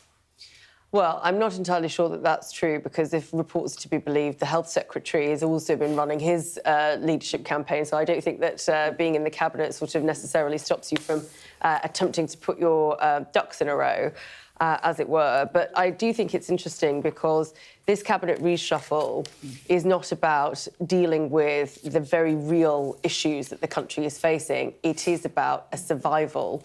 And there's only so many ways or so many times that you can reshuffle the deck and actually come up with a solution that is going to be long-term and help you sustain a premiership until the next election. And I certainly think that Starmer's going to be in a difficult position. It does fuel suggestions there might be a reshuffle after the May elections, though, which is, we're not just over a week away from. Yes. Quick fire round, first of all. Daily Mail, Labour revolt over Starmer's sleaze cover-up. They say 14, I think you say 15. Were they the usual suspects? In large part, they seem to be drawn from the sort of furthest left caucus of the Labour Party, which is known as the Socialist Campaign Group, although a couple of notable exceptions, people who are not kind of known troublemakers. They include people like Emma Lewell, who opened the debate and spoke quite frankly about some of the much bigger issues that Labour's been facing. She said that on the doorstep, she's been faced with accusations that she is an MP for, in her words, the Pedo Protectors Party. That's the impression she said voters had gotten. And we also had another MP, Luke Meyer, who's not, again, from the sort of known troublemaker group. Again, it's not all about the people that voted against. Quick fire round, quick fire. Sorry. And I know, we love it, that's why you're here. And meantime, the Daily Express, this is Kemi Badenoch commenting after this, telling Labour MPs that they're now part of the Peter Mandelson scandal cover-up, which is what you were saying when I interrupted you. I'll stop saying Let's go to The Guardian now. Yes. Charles hails the alliance of the US and Britain in the age of division, and it's also on the lead for the Eye and the Times. So yes, and as Aubrey has pointed out previously, not a usual story for The Guardian, but they do have a subheading where they talk about a pointed reference that he made to Ukraine and climate. So if even The Guardian sees the importance of this royal visit to the States, who are we to argue with it? But obviously it covered on front page of all the papers and undoubtedly across all the broadcasters and on social media as well. It's that significant a moment, I think, for the US and UK relationship. Yeah, relationship, yes, exactly. She knows I love the word special relationship. Yes, in terms of the I, for example, the King tells Congress America and the UK must reconcile. Is that the message you took from it? Will this have been planted specifically by number 10 Downing Street? Because it's been very, very awkward, has it not, for Keir Starmer on a number of issues, fundamentally the very start of the Iran war and Starmer's decision not to let America use our bases for offensive action. I mean, the sort of stark terms of the headline as presented there are clearly not the explicit way that the King delivered the message to Congress. But I think the undertones are very, very clear. And the King obviously sees a virtue in the UK and the US not sort of feuding. And that would, I suppose, sort of imply that this has been a two-way battle, whereas in actual fact, the US president has been the one that's mostly been sort of firing the barbs. And it seems like Keir Starmer was mostly reticent to sort of fire back, although has made some slightly pointed comments more recently. But I think when he draws attention to some of the big defensive issues that are at play at the moment, particularly a big section of the speech talking about Ukraine, he is making a very clear play that both the UK and the US interests lie and can be achieved by working together. Yes, and the Times reminding us that the King's speech on Capitol Hill is only the second time that a British monarch has addressed a joint meeting of Congress. The first, the Queen, the late Queen, his mother, of course, in 1991. Charles received 12 standing ovations during his 30-minute speech. I don't know if we've got pictures of it, because Camilla was sat there. And actually, one of our US commentators who was in said it's so unusual for a guest to be sat alongside the King as he talked about the special ingredient in our relationship would be finding ways to agree as he sought to mend the UK's priceless and eternal bond with America. Well, yes, and I think they have made big overtures to make sure that this visit goes well, and they've shown all due courtesy and respect. But I will say, it's very typical of the US and the UK in the way that Trump speaks and the way that the US speaks about the UK, and our sort of very gentle, subtle, pointed sort of language that we use. So I do find that quite amusing in the way that the King's got on, and even his pointed comments have been sort of a little bit floral. Yes, the Financial Times has chosen a different picture. This is the meeting in the Oval Office, which was not obviously pictures we saw live, which we've, you know, so famously with so many leaders. But on the left-hand side of that, you see Sir Christian Turner, who obviously was the man who hosted the garden party at the ambassador's residence. He's the new ambassador. But clearly the question's now about his comments given to sixth formers in February, which have been recorded, you know, are proving difficult. Just very quickly, Aubrey. Absolutely, and I will be very quick. I mean, we've obviously touched quite extensively on some of the diplomatic remarks about the UK-US. It's worth drawing attention as well, briefly, to the political remarks, talking about Keir Starmer's future, saying that it was quite touch and go whether the Prime Minister was going to survive in February. That was when Anna Sarwar, the Scottish Labour leader, went over the top and called for him to go.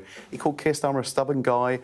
It's clear this person did not realise they were being recorded, because I don't think they'd be speaking that frankly. Yeah, exactly. More pictures as well from the state banquet, a white tie at the White House. Expecting arrivals not long from now. More papers coming up too in just a moment.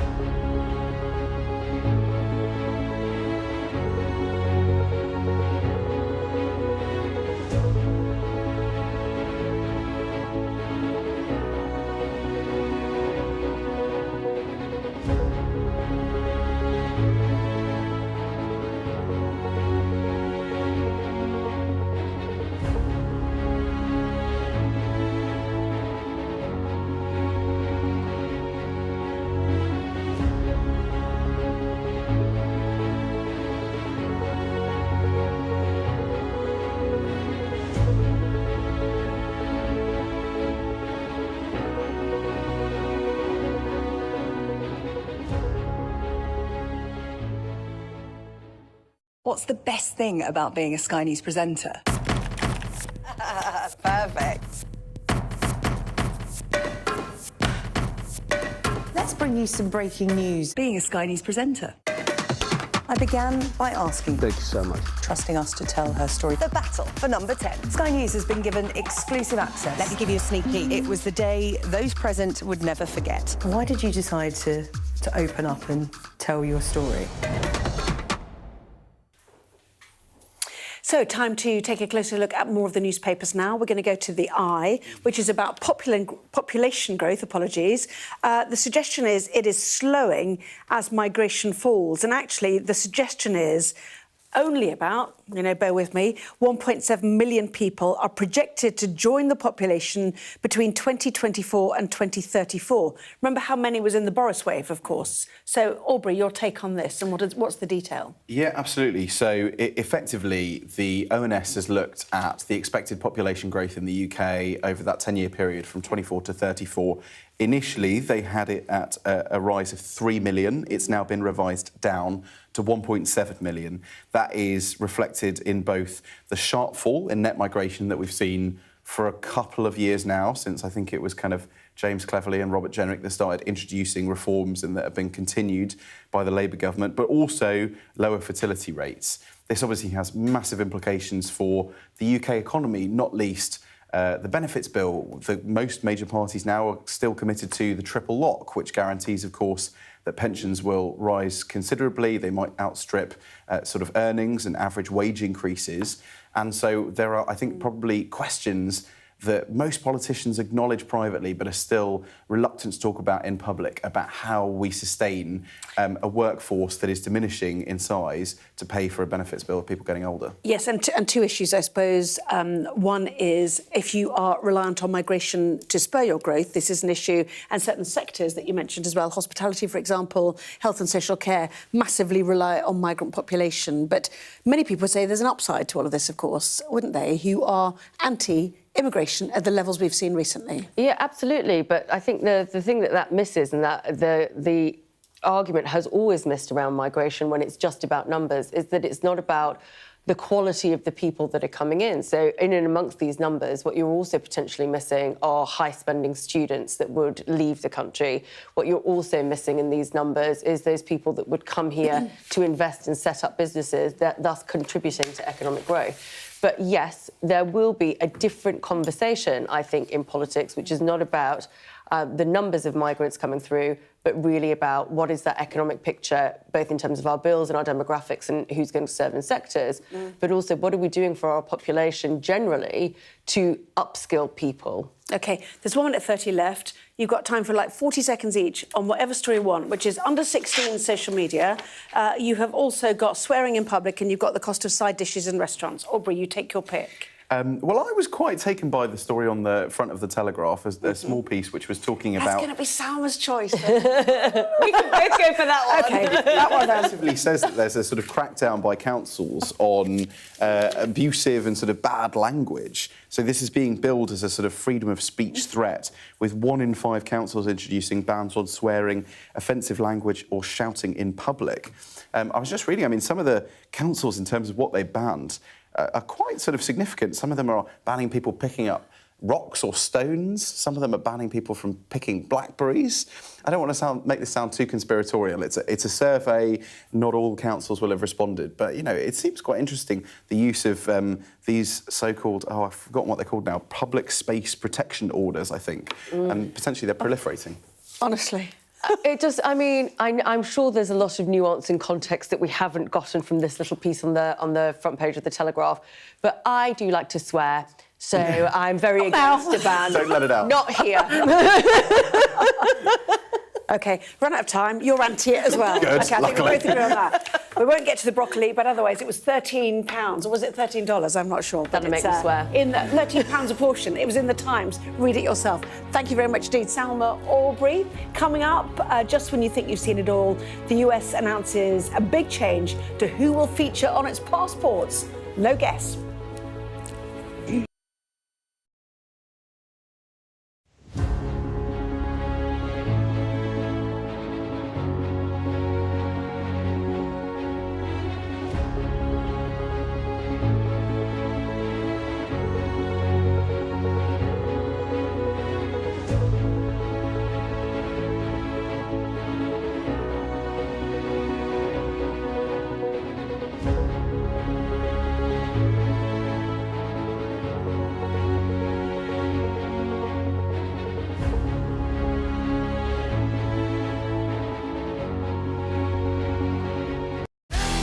program is delivered by DHL,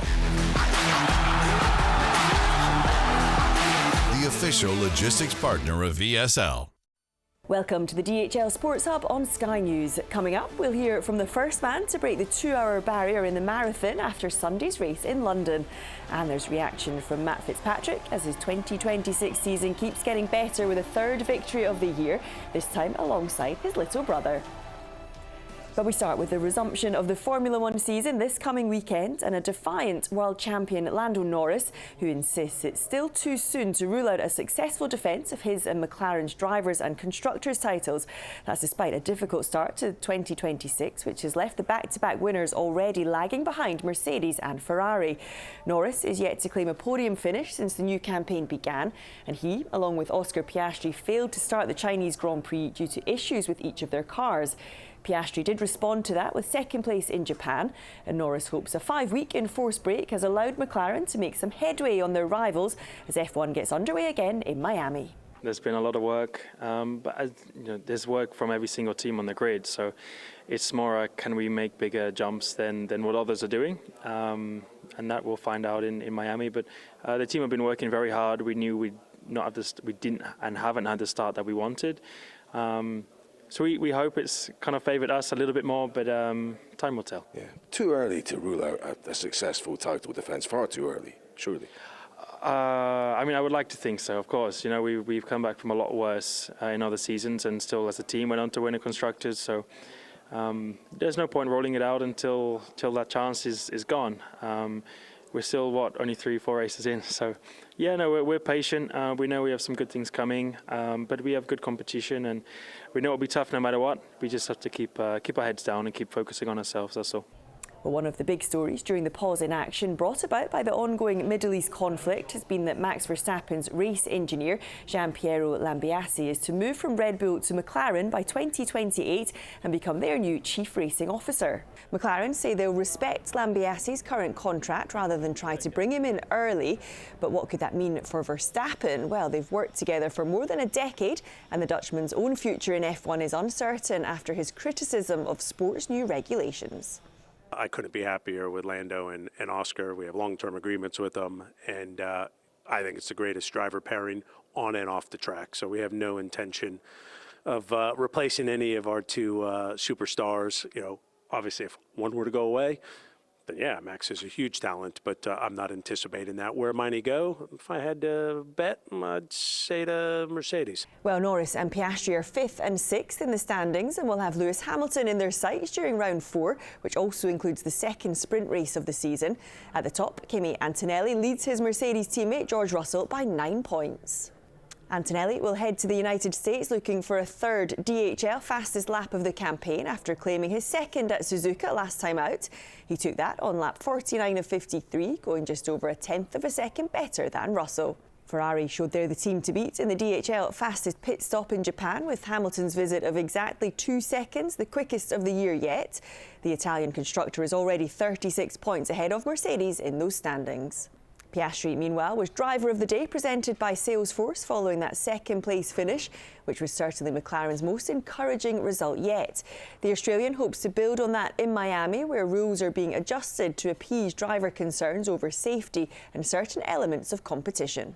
Hopefully our upgrades are stronger than the others. That's our hope, but no, I think we can be hopeful that we're at least finding things and making the car quicker. So we'll wait and see in Miami. I think, again, we'll have to be on top of these new tweaks to the rules and make sure that we're fully prepared with that. Because, yeah, I think at the moment, we're a little bit further into the season, but we've still only had 3 races. So, I think, like I said, Japan, I think we did a really good job of that, but we've got to try and make sure we do that every time, and if you don't get it right on that front, then you can lose a lot of time very quickly. Well, we mentioned Gianpiero Lambiase's move to McLaren earlier, but how will the fact he's staying at Red Bull for now work for his current employers? Well, team principal Laurent Mekies has no problem with what's to come in the future, and in the meantime, he's very much planning to keep working with the man who oversaw Verstappen's 4 world title wins. We have GP with us for the next 2 years, so So you know, we don't feel as GP has left already, because we know he has a long-term agreement with us, and we have a few more wins and battles to win together. Look, he has had an extraordinary opportunity. We respect the fact that this sort of opportunity comes once in a lifetime. He has decided to take it. He has been, you know, as much as this has been a news for you guys, it's something we have been discussing with him for a very long time. And you know, we only wish him well in that next phase. And we will, when the time comes, we will make sure we turn that into an opportunity for our people and for the skill set we want to have in. It's not a problem that he's already signed for a competitor. You think you'll keep him to the full 2 years that he has ahead of him, or nearly that? You know, GP is a fantastic professional, and we know he's going to give the absolute best, and of course we are going to keep him. On to golf, and Nelly Korda's back on top of the Women's World Rankings this week after claiming her third major title at the first such event of the year in the Chevron Championship. Korda's victory at Memorial Park in Houston was a dominant one as she led from start to finish to end up 5 shots clear.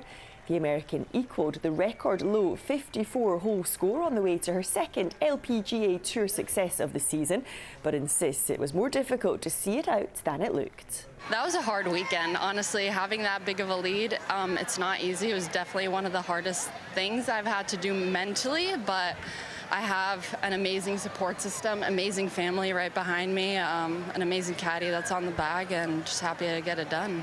You start with that 5-shot lead, as you say, not always easy to be that far ahead. What were you telling yourself, and how were you able to continue the good form today? Honestly, what I was telling myself was I really want to hoist this trophy because I want to show the kids at home that it's okay to miss short putts and still win a major championship. You know, you're going to do it, you're going to make mistakes, but you have to mentally still be in it 100%, and that's really what I wanted to show. I wanted to show it to myself, and I wanted to show it to everyone also looking up to me. There was a big win elsewhere for Matt and Alex Fitzpatrick, who became the first brothers to win together on the men's PGA Tour as they took victory at the Classic of New Orleans team competition. While the result makes Matt Fitzpatrick the first Englishman to win 3 times in the same season on the American Tour, his sibling earns an immediate 2-year exemption on the circuit.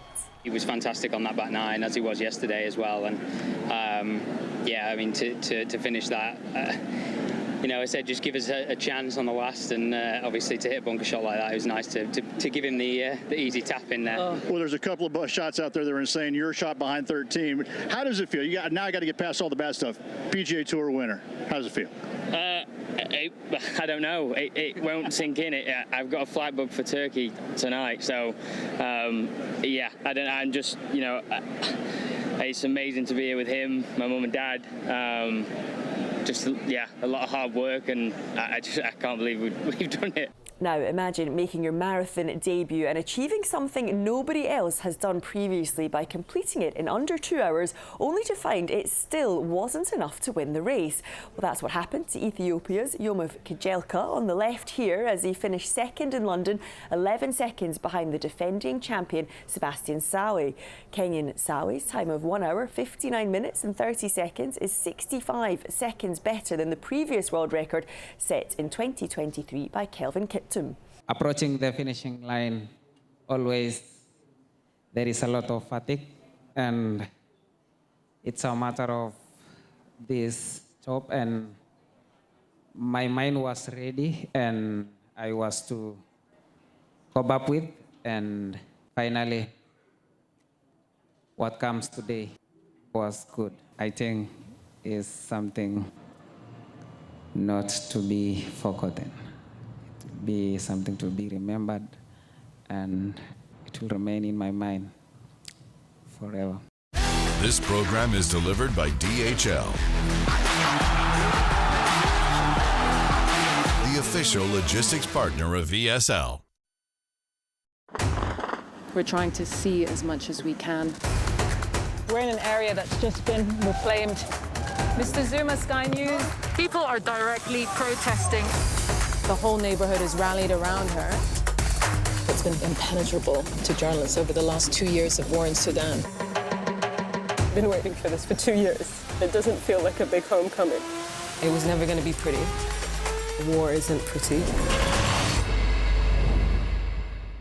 I urge you not to look away. If Hamas hands the hostages over, they will end this conflict. The world has been watching. Good to see you again. How are you? Did she say how he was? The conditions are awful. The jets were ordered to come back. Historic day here today. How will you respond if India does launch airstrikes? They'll be all out to war. I'm just going to put some body armor on. I'm Yalda Hakim.